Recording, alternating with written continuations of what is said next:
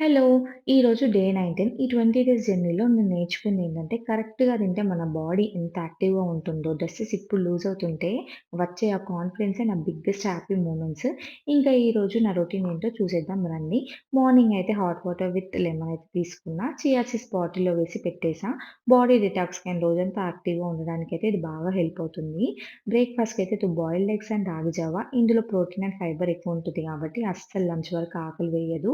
And నిజంగా నాకు ఆకలి వేయలేదు.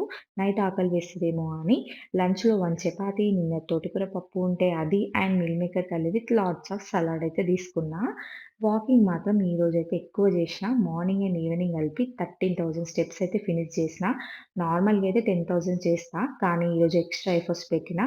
ఇక పడుకునే ముందు డైజెషన్ కోసం జీరా అండ్ సోంపు వాటర్ అయితే తాగి డే 19 అయితే ఫినిష్ చేస్తున్నా.